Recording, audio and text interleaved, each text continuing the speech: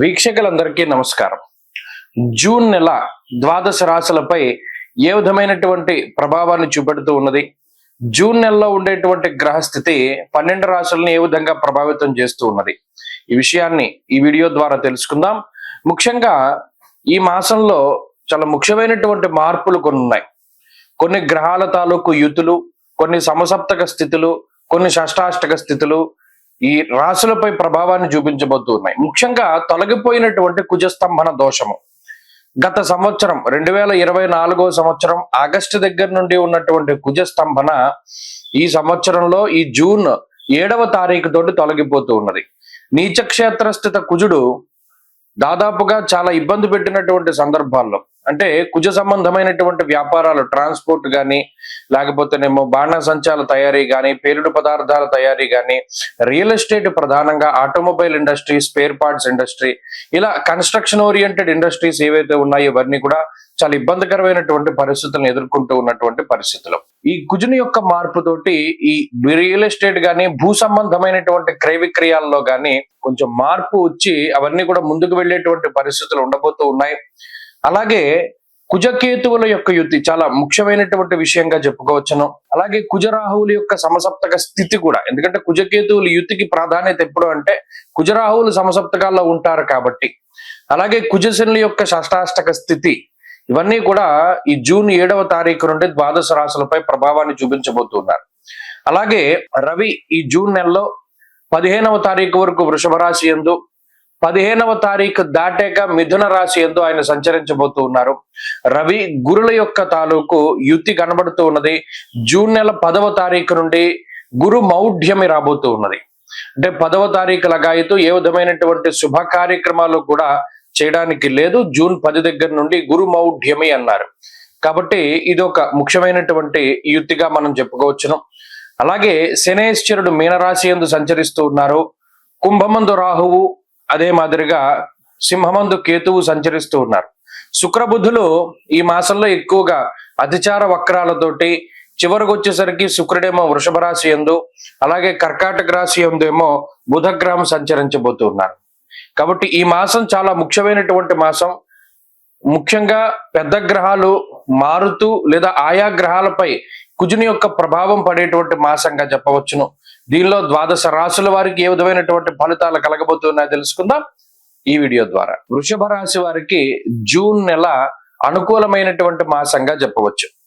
ఈ రాశి వారికి తృతీయ స్థానమందు ఉండేటువంటి కుజుడు ఇప్పుడు చతుర్థ స్థానానికి వెళుతూ ఉన్నారు. చతుర్థ స్థానంలో కుజకేతువుల యొక్క యుతి కనబడుతూ ఉన్నది.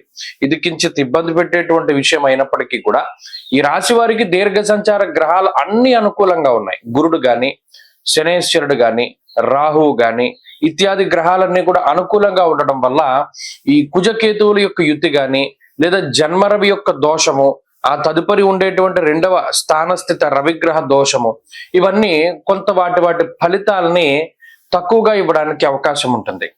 ఎప్పుడైతే దీర్ఘ సంచార గ్రహాలు యోగించి శుక్రబుధుల తాలూకు అనుకూలతల మధ్యలో ఏర్పడుతూ ఉంటాయో, ఒక రవికేతువులు ఇచ్చేటువంటి వాటిపై కొంత జాగ్రత్తగా ఉండగలిగితే సరిపోతుంది.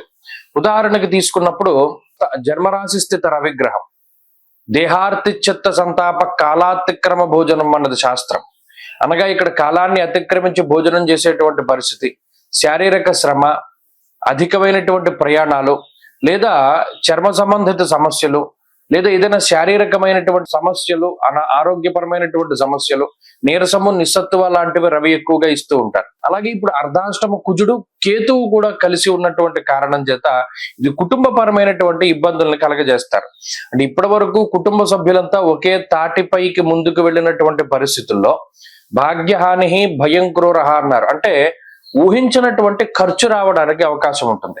అయితే ఇక్కడ వీరికి ఏదో ఆర్థిక ఇబ్బందులు వస్తాయేనో ఇంకోటనో కాదు, ఊహించినటువంటి ఖర్చు వల్ల ఒకానొక సందర్భంలో ఎవరైతే మన స్నేహితులు, బంధువులు, మిత్రులు ఉన్నారో వారిని కొంత డబ్బు అప్పుగా మనం తీసుకోవాల్సినటువంటి పరిస్థితులు ఏర్పడతాయి. అదొక్క విషయాన్ని కొంత జాగ్రత్తగా గమనించాలి.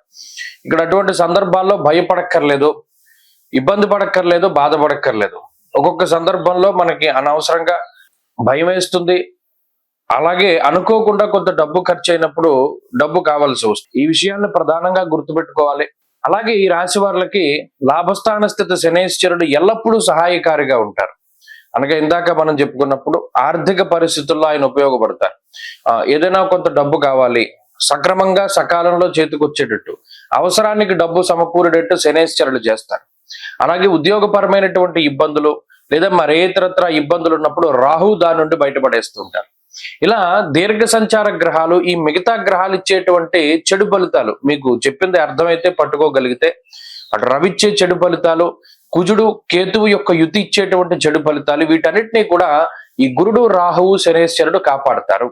కాబట్టి అటు కొంత ఇబ్బందికరమైనటువంటి పరిస్థితులు ఉన్నప్పటికీ ఈ మిగతా దీర్ఘ సంచార గ్రహాల తాలూకు స్థితిగతుల వల్ల అన్నిటి నుండి బయటపడతారు.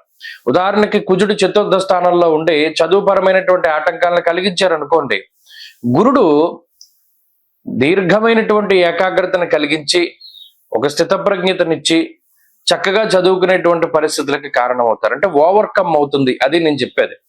ఈ రవి కుజ కేతువుల యొక్క యుతి వల్ల సమస్యలు ఉన్నప్పటికీ వాటిని అధిగమించగలుగుతారు. అలాగే జాతకంలో ఉద్యోగపరమైనటువంటి మార్పులు కనబడుతూ ఉన్నాయి. ప్రమోషన్లు కానీ, ఆశించినటువంటి చోటికి ట్రాన్స్ఫర్లు కానీ కనబడుతూ ఉన్నాయి.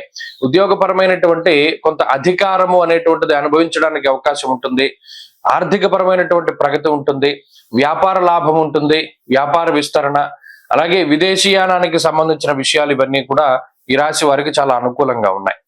ఈ రాశి వారు ఈ మాసంలో మరింత అనుకూలమైనటువంటి ఫలితాలని సాధించడానికై ఈ మాసం అంతా కూడా సుబ్రహ్మణ్య ఆరాధన చేయడం, కృత్తికా నక్షత్రం ఉన్నటువంటి రోజున ప్రత్యేకించి సుబ్రహ్మణ్య స్వామి దేవాలయంలో సర్ప సూక్తంతో అభిషేకం చేయించుకోవడం ద్వారా మరిన్ని మంచి ఫలితాలను సాధించగలుగుతారు.